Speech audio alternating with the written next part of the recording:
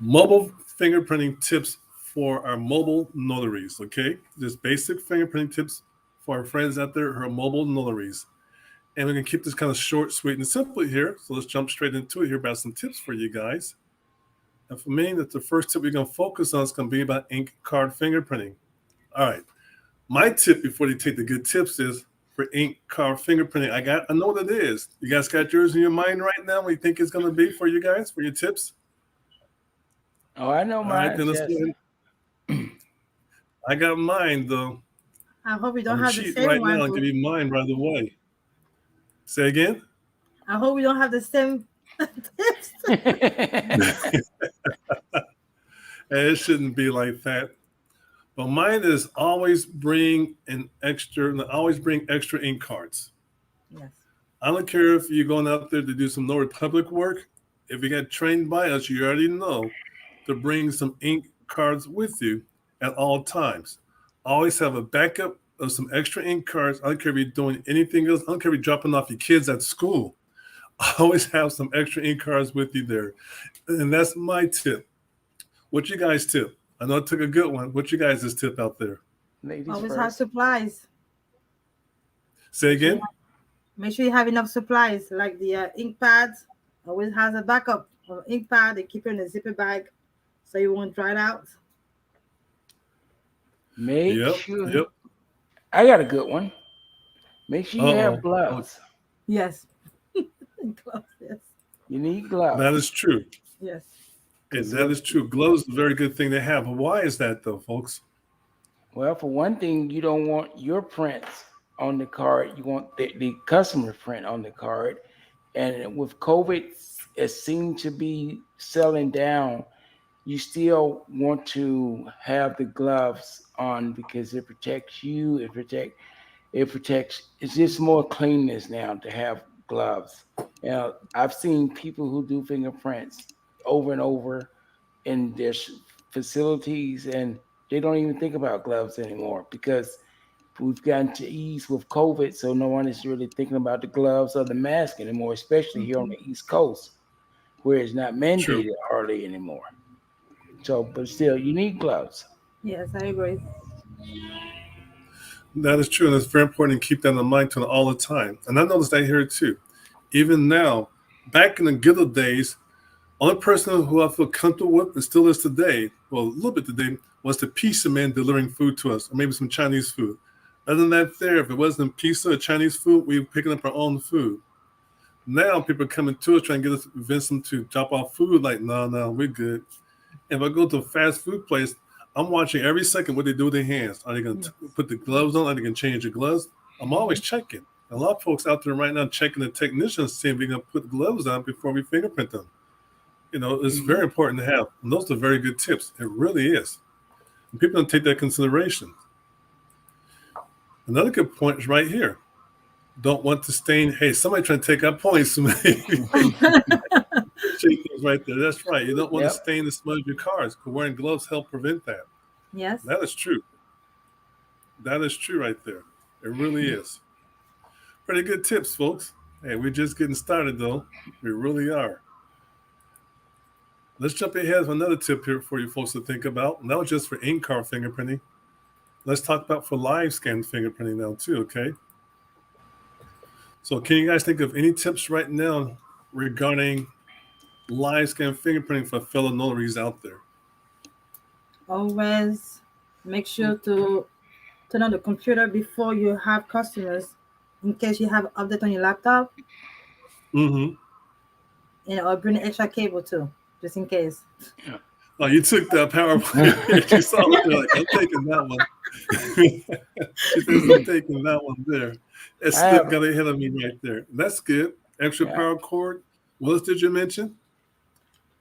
Oh, always turn on your computer before you have customer, at least 30 minutes ahead of your first customer, just to make sure you don't have any update on the system. Because you don't want to have a customer, you do the fingerprint, then you have to do update on your computer. So always make sure you have no update on your laptop. All right, then. How about you, Carrie? What you got out there for us? Corn husker. You need corn husker because you're going to run into that person that you got to clean their hands. You need that. Not only that, make sure your scanner is clean. Oh, yes. Make sure you have the proper paper towels with you, not the little cheap ones that you get at Costco and Sam's. You need good quality paper towels. Not only that, the most important thing is make sure you have Wi-Fi connection. If you're gonna do live scan, you're gonna go to somebody's house. Everybody doesn't have the internet. There it is, right there. Yeah. You must have That's it. right. That's right. You can't do it without it. You go there, if you ain't got Wi-Fi, you just wasted gas, your time, and not gonna make any money. Yeah. That is true. Another tip is people should think about regarding live scan is you want to double check your work before you hit the transmit button. Because if once you hit the transmit button, you make a mistake, you still have to pay the government fees as a technician. You still could get in trouble. Also, maybe just double check. And for certain states out there who are notaries, you need to understand this also. The procedure of live scan for one state is way different from a different state. Just keep that in mind, okay? Like the state of California, they require us to keep some paperwork and file for a year doing a live scan fingerprint. Or there may be some other states that they might not have that requirement. So when you guys out there looking at these other YouTube channels, who just got experience, who taking off the training wheels off the tricycle, and then they're trying to teach you about fingerprinting. I'm repeat myself. They're taking off the training wheels off the tricycles and teach you certain things. They're hurting bits and pieces across the board. And it's incorrect information most of the time. So just be aware of that. Certain states require to maintain your paperwork for at least a year before you're able to shred it. So just keep that in mind there. Now let me get started though, man. Let me get started. Makes a big difference there. And I got another tip for you folks out here. So go ahead and go to the next screen here. I like this here. This is pretty cool. I almost took my power cord tip though. I'm proud of her though. It wasn't playing well. I got a question for you guys though. As Momo, are you a notary? Yes, I am. If I came to you without a picture ID, can you fingerprint me? Well, in the state of Florida, you can if you bring 2 witnesses, credible witnesses. Okay, but you're in Florida. We I don't know. have We no cannot. picture ID. No, not fingerprinting, but I have no picture ID. Can you do my notarization in Florida? Well, you're supposed to have your ID. The question is no, but based on the state of Florida law, you cannot have 2 credible witnesses to check you to make sure you're all real, and we can still notarize the documentation in Florida. Yes. Okay, then. That sounds about right. Carrie, are you a notary? I am. If I come to you for notarization and I have no ID on me, and I had 2 credible witnesses without no ID on them, can you still do my notarization? I can do your notarization if I know you personally and I can vouch for your identity. In other words, I know that you are J.W. Reed. So if that would be the only way through personally known identification. In other words, like I know my neighbor, his full name. I know that he resides next door. So yes, I could notarize documents for him without him showing me his physical ID. Yes. That is right. I've been notary myself since 1994. Ain't mentioned the years, just a few years ago. All right. So been notarization for quite some time. And I'm amazed when people tell us when we ask that question. But one thing to keep in mind now, if you're going to fingerprint me now, and you reside in your particular state, right now, this is just for Florida, folks, might be different from your states, and I come to you without any picture ID, are you able to fingerprint me?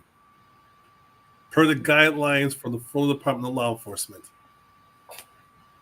No. This is where you say yes. Say yes. Say yes. Keep in mind, folks, just because you have certain guidelines from your particular state regarding identification for taking a fingerprint for your journal, It's a whole different world regarding, it may be a whole different world regarding you doing fingerprinting, different government entities. Here in California, we cannot fingerprint somebody. We could fingerprint somebody, even in Florida too, without a picture ID, without any so-called credible witnesses. We're able to do that. But people don't understand. They think like a notary, which is fine in some cases, but you're able as a notary to fingerprint somebody without any picture ID. But there's guidelines to follow. If you don't know about those guidelines, you should be taking some of our training programs to know more about it. Mm-hmm. So if I live in Florida and I come to without no picture ID, technically you could fingerprint me. But this other document should bring to the table based off the guidelines set by Florida Department of Law Enforcement, we're able to fingerprint with these other items or documents. So sometimes you're thinking like a notary, but you still could fingerprint me as a technician for LiveScan for the state of Florida, even for ink card fingerprinting. There are certain guidelines they go by, people should be aware of. That's just my tip right there. That's very important for your mobile notaries out there. Just keep any notaries out there. Just because you got one guideline from your particular entity, your state, like for us in California, it's the Secretary of State. Their verification process is completely different from the Department of Justice process capturing fingerprints. One world for notarization, one world for fingerprinting. You guys didn't know about that right there. I know you didn't. Most of you guys didn't know about that, but it's just how it goes. So please keep that in mind. It's very important to keep that in mind. What you got there, Carrie? I know you got some things out there. Well, I had my mind slipped. Wait one more. He got so much. He had a whole bunch before the session, folks. I can tell you that. No, something flashed on the screen. I read it, and it kind of threw me off. But curveball, buddy, curveball. Yes, I got you. You did get me there. But as you were saying about the notarization of, I meant the fingerprinting, yes, that is true. So I'm still okay. You gotta re-answer. Let's go back. I got it for the first time, guys. You did. That's the real moment. You know, it's a big time. That's the first for Carrie. And that is hey, guys. Yes. So put this in the history books. You write that one down. You caught me a little bit because I saw that and I was thinking, I was reading and I went here and I went there. All right, Palumbo, any suggestions or tips you give for those folks who are notaries about entering into fingerprint business, things they should be aware of, or just some type of advice? From the notary to the fingerprint? Yep. I will say for the tips is always prepare for the bad weather. You know, bring some umbrellas or anything, raincoats, just in case you're outside and turn the fingerprint. You don't want to have your machine being wet. Bring umbrellas. That's true. Yeah, especially in Florida, we have a lot of rains. So please. I understand that. Now, folks, don't go out there with your umbrella trying to do a live scan notarization with an umbrella. You know, are they going to pay a lot to do that? Oh, we'd be out there with you. But just always be prepared for the weather. That's very important. And I can comment now. I'm back. He's back, folks. I'm back. Yes.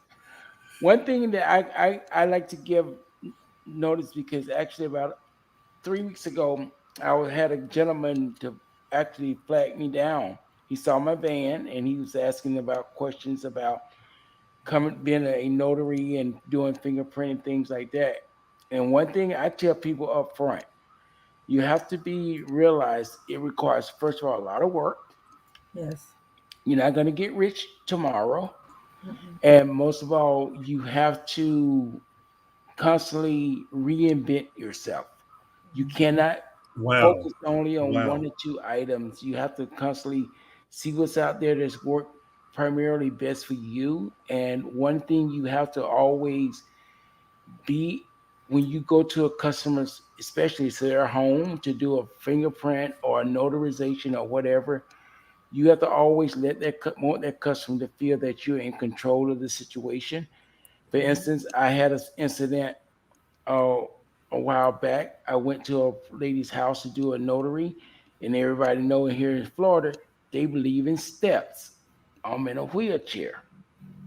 Okay, what do I do? Because she's elderly, she can't come down the steps. I can't go up the steps because she don't have a ramp. Mm-hmm. So I said, well, Wow. okay, plan B.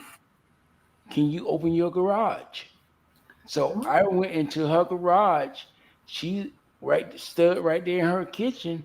She passed me the document. I set my little table up right there in her garage. I read the document. She gave me her ID.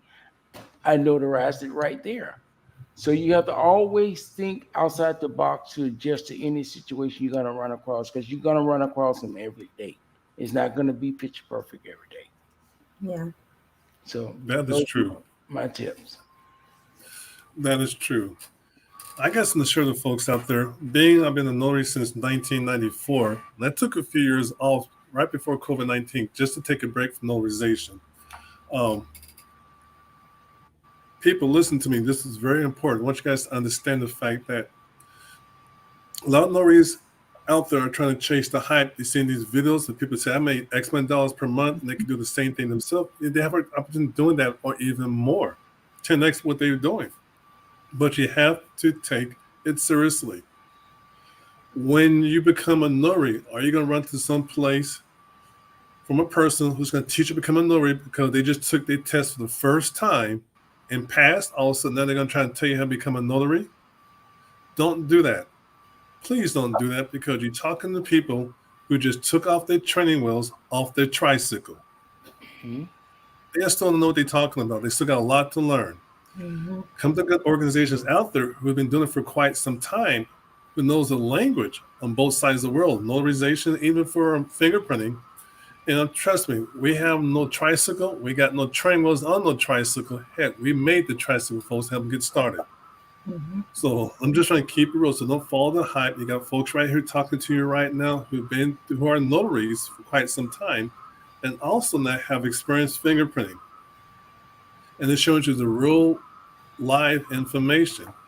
Now, Mm-hmm. Carrie, the reason why you got sidetracked because it was Noah's fault.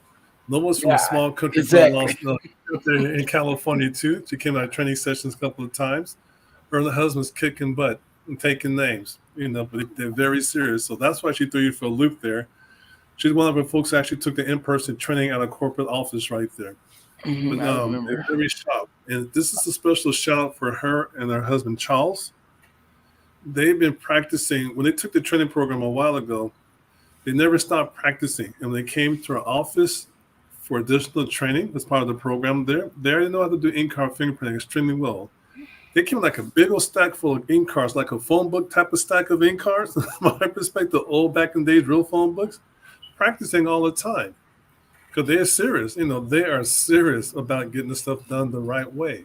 Now they're process applying for the state to get the LiveScan device for California, which is a little bit longer process. It might take you 1 or 2 weeks, maybe in Florida. In California, it might take you 3 or 4 months if you're lucky to start doing LiveScan fingerprinting. So if you're notary in California, you're trying to do LiveScan fingerprinting right away. It's not like that. It'll take a lot longer if you're lucky to start doing fingerprinting transmissions for the state of California. Or in Florida, it might take you a couple of weeks Yeah. for LiveScan fingerprinting. Maomba and Kerry had a lot of good things to share with you folks today. And it's very important to take that and run with it. It's good information. This is a LiveScan, I might say LiveScan Cafe. This is a Fingertip Tuesday show. We do this every Tuesday evening to share some good information with you folks. Now, if you're watching the session and you're a member of the association, you're welcome to join us. Just reach out to us. Let's go to livescan.chat or drop a